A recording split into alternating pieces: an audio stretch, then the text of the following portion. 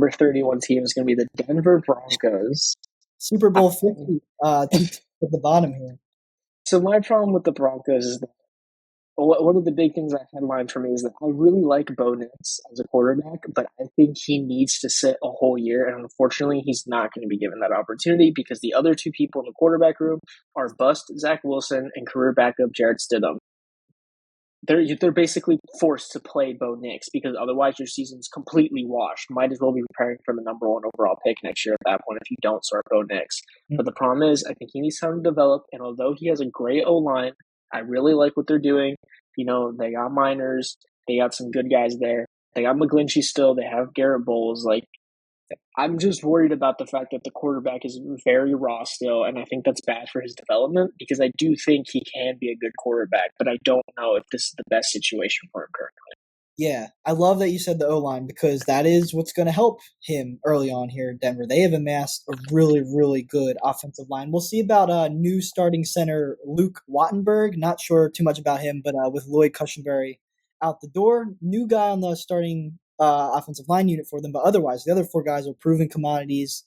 Quinn Miner's got a bag this offseason, ton of money to stay at the guard position. So I love their offensive line, but then their running backs aren't too good. Javonte Williams, 2 years removed from that knee injury, there's rumblings that he's, competing with Samaje Perine to even make the team. Julian McLaughlin, who in our dynasty league, I offered Thomas English a second-round draft pick for Julian McLaughlin, and he declined it. I don't know what he was thinking, but so that would have been a bad move for me, but it seems like McLaughlin's making a little noise as at least a potential third down back, pass catcher type, if not maybe the starter. But still, I don't know if he's about to be a 1,500-yard rusher or anything like that. So I'm not super inspired either way. And then I'm going to use Cortland Sutton here to kind of transition to let us look at last year with Denver. Cortland Sutton had an amazing year opposite Russell Wilson last year in the sense that he was just this consistent red zone target for Russ. And the thing about Denver, they started so bad. Your Dolphins beat them 70-20. Their defense was really disappointing. But then they rattled off a ton of wins. In the middle of the year last year, Denver rattled off wins against Green Bay, the Chiefs, the Bills, the Vikings, the Browns, 5 in a row. And then they lost to the Houston Texans by 5, which stalled their momentum a bit, but those were two teams in the playoff race. Russell Wilson, that methodical offense, the defense was improved. They were kind of just playing the football Sean Payton wants to see, like low risk, just kind of trudging your way down the field. And it was working. And then they lost to Detroit. And then the whole drama with Russell Wilson where he was always going to be benched at the end of the year to avoid the salary guarantees, all that. And that's where the drama came in. They pretty much took themselves out of the playoff race.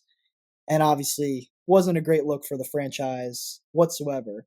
But Sean Payton gets his guy now in Bo Nix, someone he actually, chose to be his quarterback. So the thing about this team is, like you said, the O-line's good. I think if Marvin Mims or the rookie Troy Franklin are able to do anything, you have two good receivers. I just, like you said, I'm worried about Bo Nix as a first-year starter, especially in that division.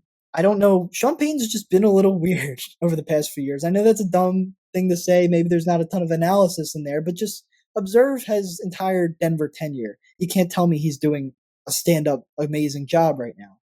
And then on the defensive end, what do you think about the defense? Because this defensive unit, for further improvement later in the year, that beginning of the year still had them as bottom 3 run defense. I can't figure out if I think they're which version of the Denver defense we're going to get. Well, that's kind of interesting.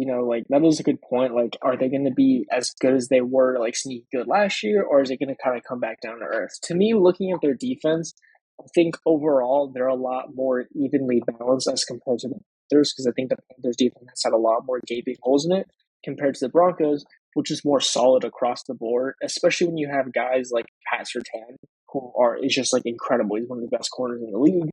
I think that's a huge boost for this defense. They have a decent secondary. I think they've got some good guys in there. They brought in Brandon Jones from the Dolphins. Yeah. They have some, underrated kind of guys, PJ Locke, Damari Mathis, who were pretty serviceable for them last year when they were forced to be starters. So I definitely get why there's optimism behind the defense. And I do think they're going to ultimately decline from last year, but I don't think they're going to be terrible either. I think the defense is too just good enough to be like one of the worst either. I agree. I think that we see enough solid players here. I'll throw another one in there. Jonathan Cooper had a breakout year Hmm. last year on at edge, and then Daily Collegian rocking the shirt. Daily Collegian legend Zach Allen as well on the D line. So solid players, and then one superstar in Sertain. I think that's good enough to be league average. But Hmm. it's the offense. And here my issue, like at first I was like, oh, is this team actually a lot better than I realized? Because I did like that offensive line. But I don't know. Like I said, I'm unconvinced that there's a bell cow running back or even a committee of good running backs here. And the quarterback situation is an issue. Even if Bo Nix eventually becomes, a fantastic player, like I mean, I think we might see Stidham for the first 4 or 5 games, sure, but we know where this is headed. Like he is not the Hmm. franchise. So I think Sean Payton's going to want to get him in there. But in that division, I think that's a tough schedule. And even this, here's a stretch in their week, a stretch in their schedule. They go Ravens, Chiefs, Falcons, Raiders, Browns, Colts between weeks 9 and 15 in the heart of the season. Not to mention 2 early divisional matchups against the Raiders and Chargers early in the season. So I don't see it for this team. I had them at 3-14. I think you're around in agreement, right? Yeah, I just think the big issue is at the end of the day, Sean Payton, like you said, he's been a little weird recently. I think he's still riding off the coattails of helping Drew Brees' career. I think he's going to throw Bo Nix into the fire too soon, and that's unfortunate because I do think he has the qualities to be a good quarterback if he's given the time to develop and someone who's going to work with him. But I think they're going to throw him in too early, and I think that's going to really mess with them so far.